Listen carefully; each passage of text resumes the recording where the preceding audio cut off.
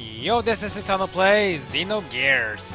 Okay, so apparently Solaris, despite the fact losing their capital city thanks to Faye, or Id, they're still angry and they want to destroy the world in sort of revenge, I guess.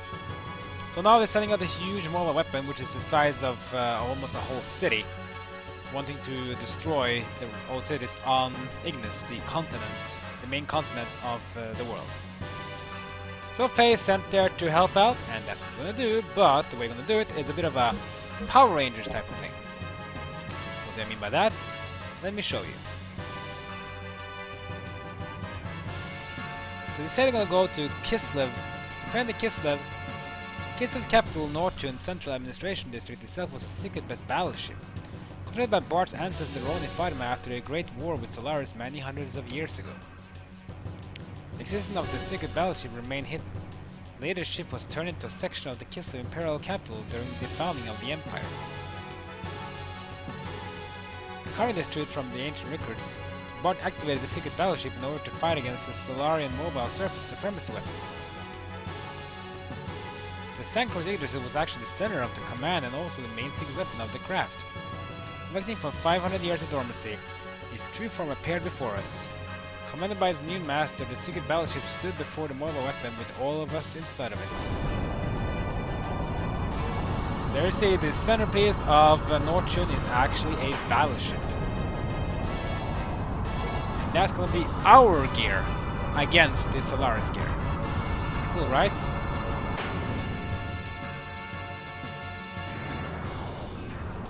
But how will it work though? Now comes the Power Rangers cool thing. Here comes the battleship with the Yggdrasil there in the middle. Then it's going to deploy.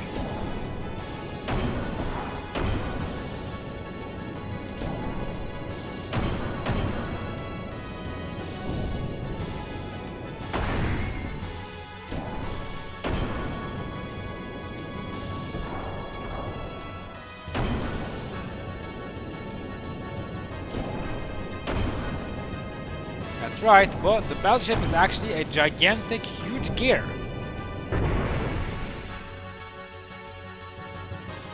And the spine of the gear is Yggdrasil. How weird is that? Superdimensional gear Yggdrasil IV.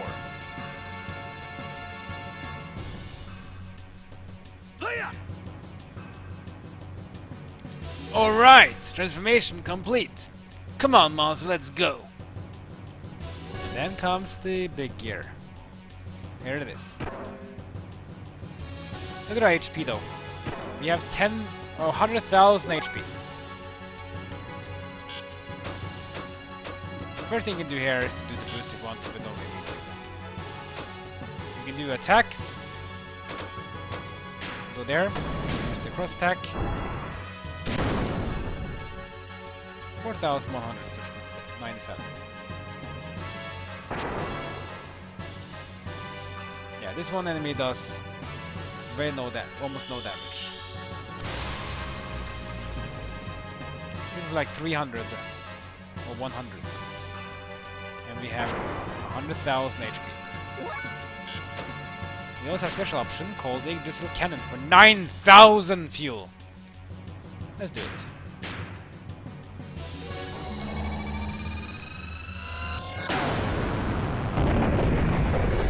Whoa!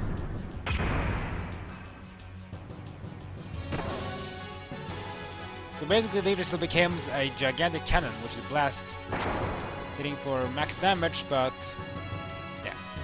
Kind of bad damage actually, because we almost out of fuel, but that's fine though. Just another cross. And that's it. It's not even a hard battle, it's just... And this battle is just more for storyline. It's sad. Could have done this more cooler, but it is as it is.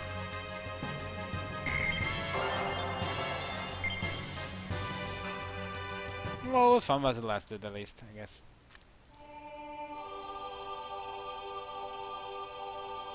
The Solaris mobile weapon was destroyed, which brought a sigh of relief to the continent of Ignis. Peace was signed, and after some 500 years of division, land of Ignis once again become united. Excitement spread throughout Aviu, Nisan, Kislev, Shevat. The sky shimmered as if to celebrate. By the hands of Elly, Citan, Tor, and Emeralda, nanomachines have been dispersed in the atmosphere. That's when disaster struck. Our songs of victory were replaced by the sounds of total pandemonium. In the beginning, we had no idea what we had transpired. We witnessed inexplicable phenomena. People from all parts of the globe began to mutate into abnormal forms. It seemed to be triggered when the nanomachines removed the limiter seal that was placed on humankind by Krillin in the past. The human form with its innate abilities released. That's when I remember what Hammer had said back in Solaris. His words were, "What becomes of the normal humans?" Oh damn. In other words, the limiters were actually limiting other things than just emotion. Oof, that's bad. So they are naturally germinating because the resurrection of God is near. Those will become body of our servant. I never knew so many would exist, even without using the key. But some of them still not have begun to germinate. Are they not destined to be the flesh of God? Or perhaps those are the enemies of God? Let us reactivate the strategic points of the Soylent. At any rate, they are just incomplete mutants. Their uses now in their half-finished form. Gods apostles, there cannot be any harm in having too many of them. Aha. So as you can see, the limiters will also use to make the humans be humans. Now we have a bit of a flashback again. I guess, or a semi-flashback. The chain that restrained humankind have been removed because of you. But that doesn't mean there's anything wrong with our plan. Everything is still under control. In the event of the explosion in the capital of Solaris earlier, I had set up a nanomachine virus to diffuse in the atmosphere.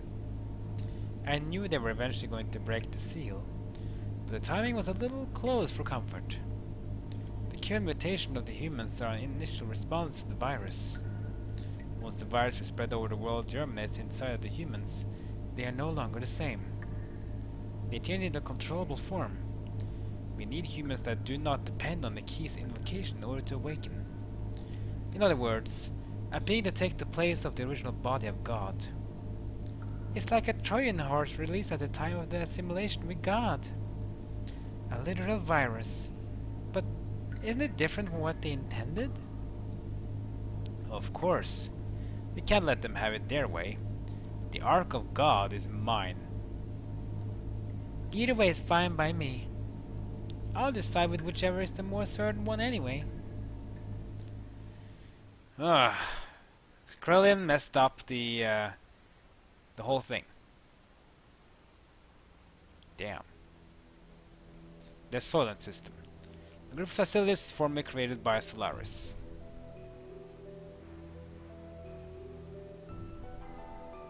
These facilities existed all over the Earth.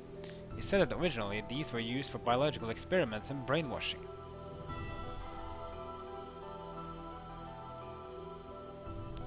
The people mutated into what were called wells, or the true form of humans, gathered at these facilities. Some of the humans turned wells were attacking healthy humans and devouring their flesh and blood. That's nasty. That's because healthy human flesh and blood eased the pain of their sudden molecular changes and let them live longer. Their lives were so short.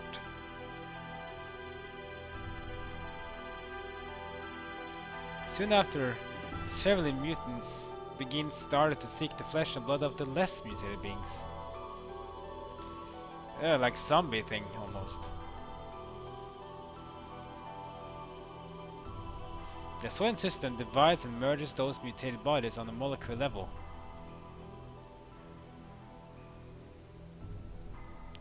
A set of facilities that recreate a more perfect single life form to be used as a weapon.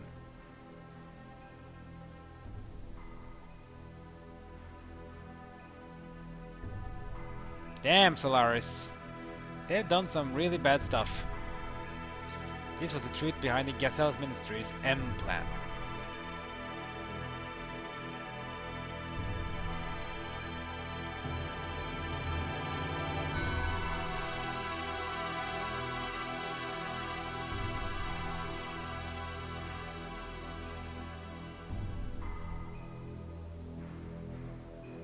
That's pretty nasty.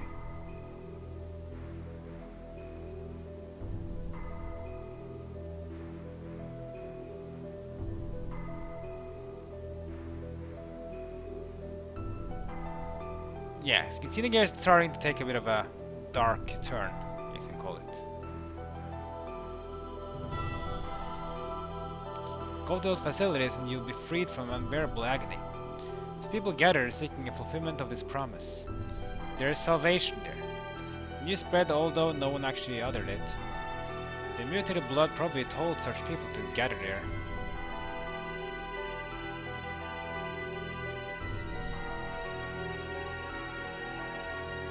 We went there to destroy the Soylent System.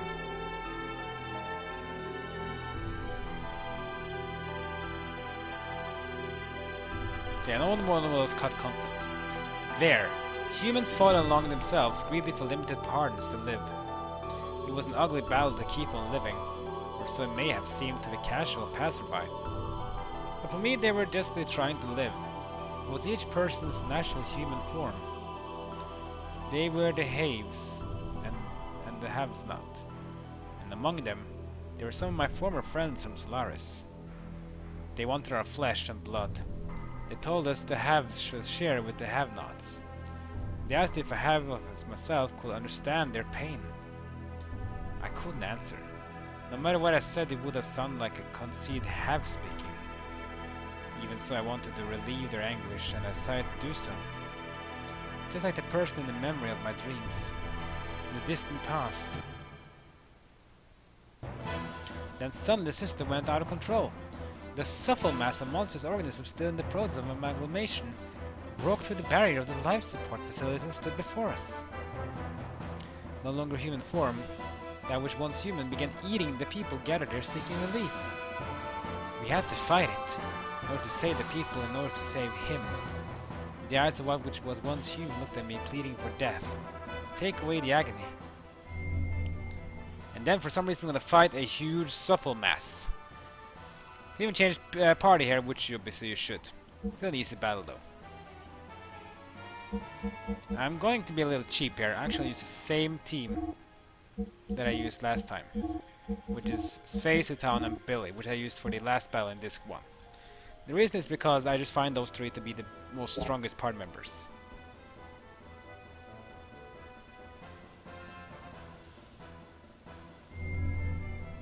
Because here are the summits, you can also save your game here, just so you know.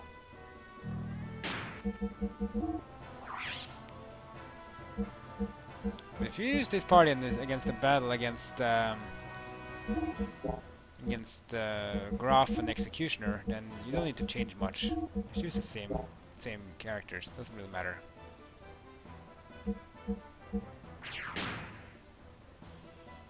I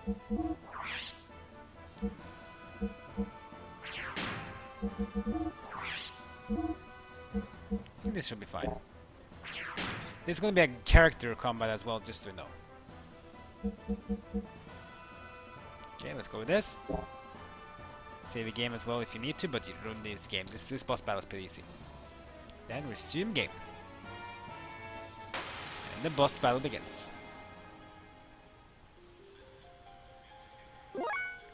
So here we have 4 Sufals, the small ones, and a Sufal Mass, the big one. This is the thing we saw in the pod. Now this boss battle can be confusing because you might think, okay, which one should I go for? But you should not go for the small ones. The reason is because when you kill the small ones, just the small ones die, the big one will eat the small one to store its health. So what you want to do is to go on to the middle, top one.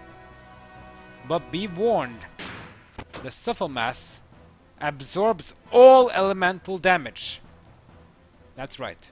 Do not attack the Sufal Mass with elemental attacks. It's going to absorb it. So use your cross attacks to do damage here.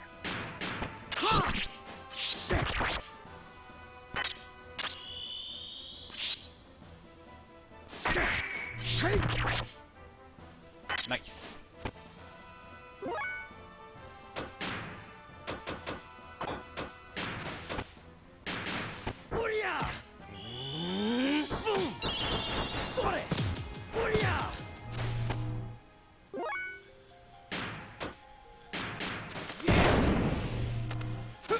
Yeah, he use heals because shots from Billy is so.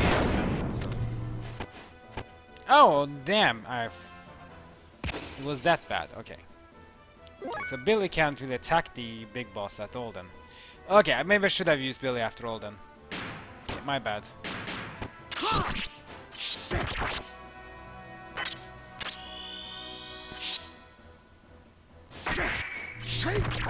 Oh well, use Citan at least, and maybe ability to be a support character, I guess.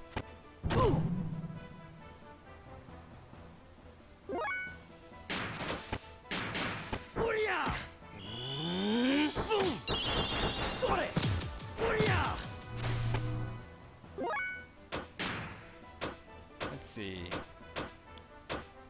Billy can probably be doing some healing and support then. We can't really do damage here. That was my bad. I forgot about the shots of Billy, so let's speed up Citan at least. Finally, the music is normalized.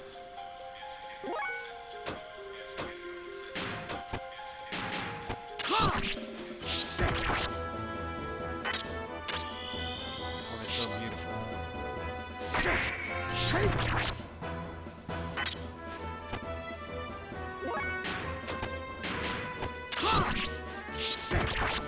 we go. Let's do the double cross attacks. Let's win this one really fast.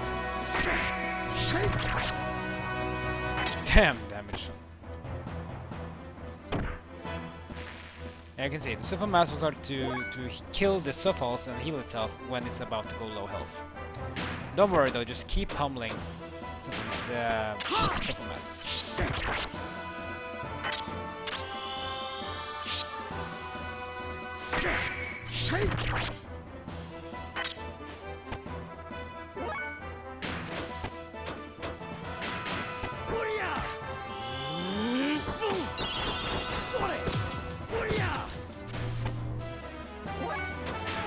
Okay, let's do a speed up for Faye as well.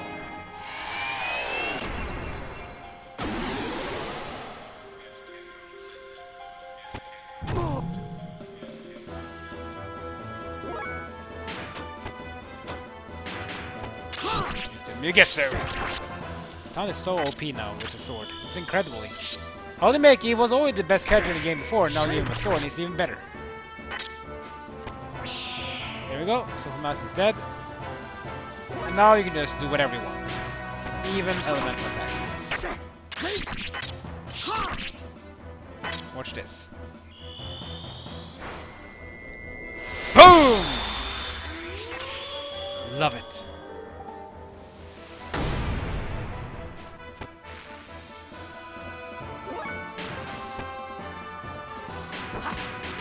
Let's even do some death with him, but this is so fast and easy to beat.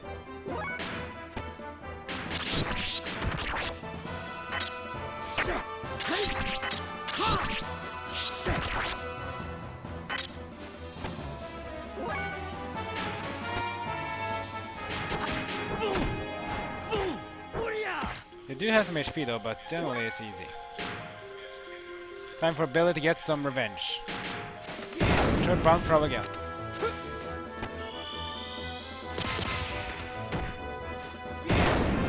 I love it.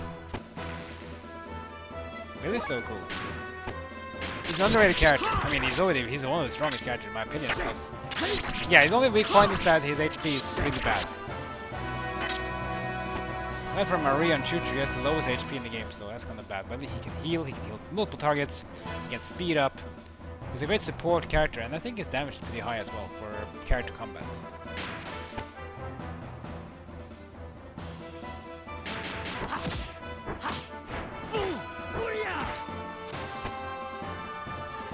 This guy doesn't even want to attack. Fine with me. Keep going.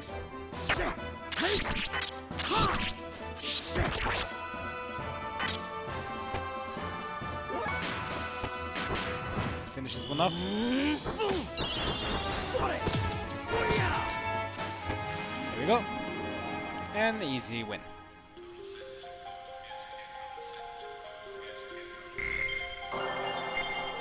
Partial gold, bullion, gold nuggets. Lovely, lovely, lovely. More money. And now we got a cool little FMV, or full motion video. Citan, please lend me your sword.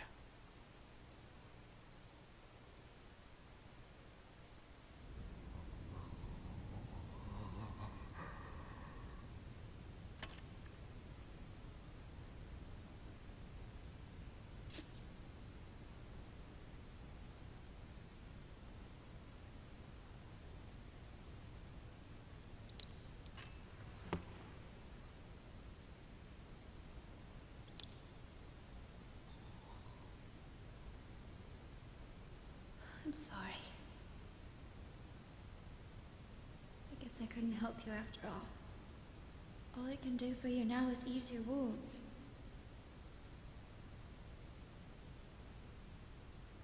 I'm so sorry. Elly, you...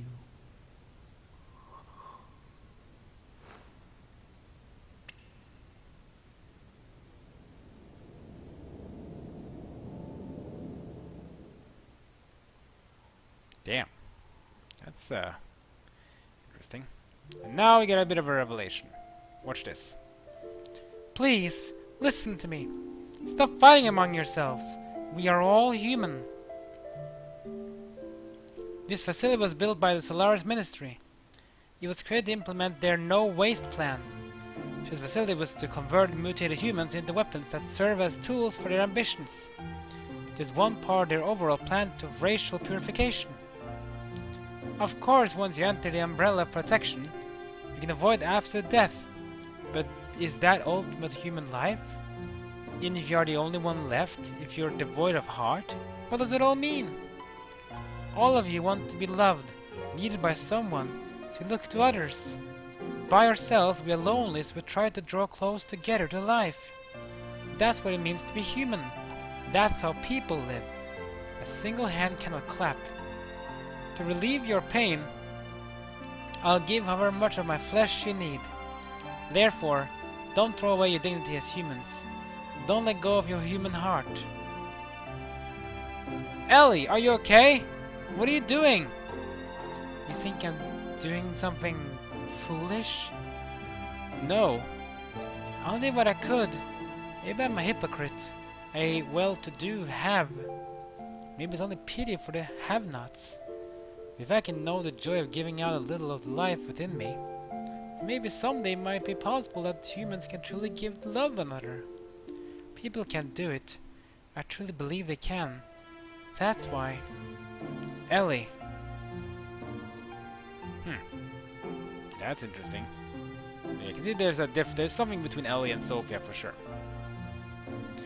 After that, we went from place to place, destroying all the Soylent System facilities located on the surface of Earth, and freed the people held at each of the locations. All the people had been mutated were taken in by Nisan, where they received treatment.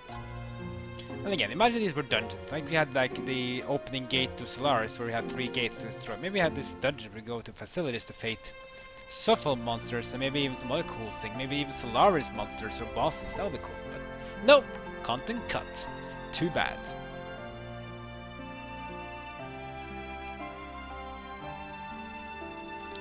Those that mutated only mildly were treated with Taurus nanomachines, which reconstructed and revived them. They were able to return back to their normal lives. Unfortunately, there were some that had such accelerated symptoms that their treatment was not as promising. Trying to bring them back to form and resemble a human that was the best that could be done. However, mysteriously, they no longer fought each other for survival as they did when they were held in the Soylent System. Of course, recovery from physical pain of the mutation may have played a factor, but it wasn't only that. The majority of people received by Nisan were those that had been acknowledged by Elly and regain the humanity. Interesting. Between the work in destroying the Soylent System facilities, Elly went around and nursed the people in Nisan. She aided the bodies of the mutated and lent an ear to those who had no other place to go for help. She was the very image of the woman who created Nisan, Mother Sophia. It became rumored that Elly was a reincarnation or a second advent of Sophia. And where have we heard that word before? Second advent. Lacan and Faye? Yeah, I'll stop there. Go to Nisan and you'll receive salvation. The news seemed to spread further around and people came from all over to be saved, both physically and spiritually. Free from the supervision of Solaris, the surface dwellers began to unite in one place. That's good. But what else can we do? And we had those boozos again. The germinating of those destined to be body of the servant of God. As before, the humans are gathering in the sun. At this rate. Not to fear. This might actually be helpful for us. The time is near. Should we not prepare for those who are to become fleshly body of God, and those who will awaken God? The time has come to activate the Yggdrasil key.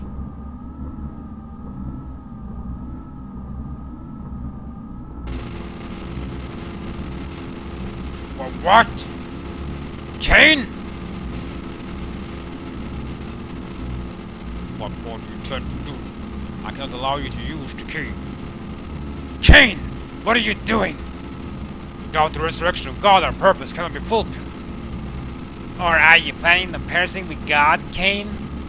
Without fulfilling our purpose? Your purpose? You were fated it from your birth. Why haven't you realized that it does not arise from your own free will? I have heard enough. Yes, this is our own volition. If you still insist on opposing us. Have you forgotten? You are my subordinates. I can destroy if I so desire. We have already done our part. It's time to pass the helm to the next generation. The people will not perish.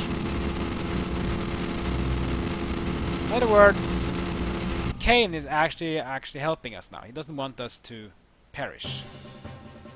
Regardless what that means. Although the initial impact of being released from the limiter seal caused some momentary chaos, everything slowly began to settle down. We then began to search for the Anima relics, the catalysts to transform gears into Omni-gears. In the past, 10 relics have been recovered. It is said that about half of those are in the hands of the Ministry. According to Zephyr, there should be several more relics hidden in the land. We then knew that Solaris would most certainly be searching for them. There was also no way we could allow Solaris to have them. We visited a place where using archaic records. Zephyr and her people had been able to get clues on whereabouts of the relics. Following the information we obtained from there, we headed towards the ruins of what seemed to be an ancient civilization. And now comes the next part called the Anima Dungeons. Now to select the party will be fighting both in gear and in character combat, so you kind of have to choose yourself. But yeah, fun of it is you have a dungeon, like no skipping, talking things, right? Which is nice. But yeah, you need to choose a party. In my opinion, choose the party and stick with the party, but which one you want to choose is kind of up to you, so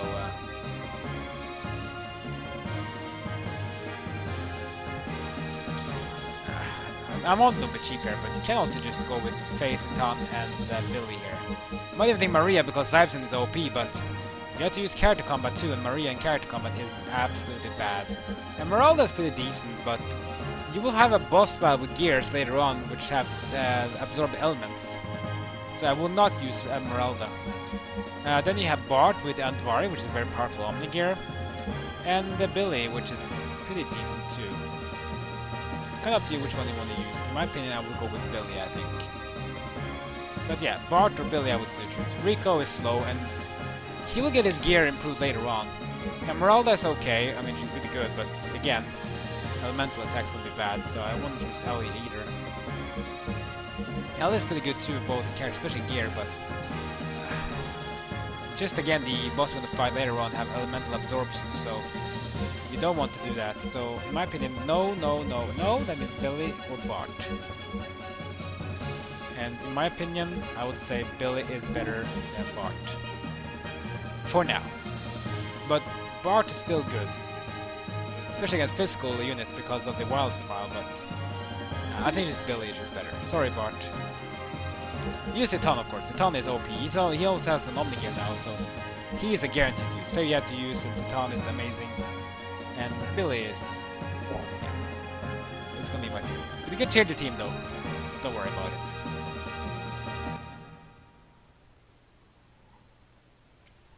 Here we are. We even have a fixed gear. We even have... you can change your party members. You can see here we have Weltel 2 and Fenrir, the Omnigear for Citan. Yes, the Omnigear does indeed use swords as well, which means he's also pretty strong. And the Renma Zuo, which is going to be a bit stronger soon. I won't say more than that. So yeah, talk to the gear, do your upgrades, see if your party's fine, and then save game. Remember to sell the gold bullions and gold nuggets you got though, because they're gonna be a lot of money. I got 200,000 now, but the gear parts you will now is gonna be very expensive, but it's gonna be worth it for sure. So there's some dungeons we're gonna have disc 2, but as you can see, we've seen a lot of possible dungeons we probably could have had, but been skipped because of content costs. So that's kind of bad. But again, if Xenogears gets a remake in the future, hopefully disc 2 will actually have content, but we have to wait and see. Anyway, that's it for this episode. Long episode, at least with a lot of content. Next episode, we're gonna traverse the first dungeon of disc 2. And then it's gonna be another dungeon after that, straight after. So that's nice. At least some content. And this one is actually a bit of puzzling as well. Like, comment, and subscribe. Follow me on social media. That's it for now. See you guys next time as my journey in Xenogears continues.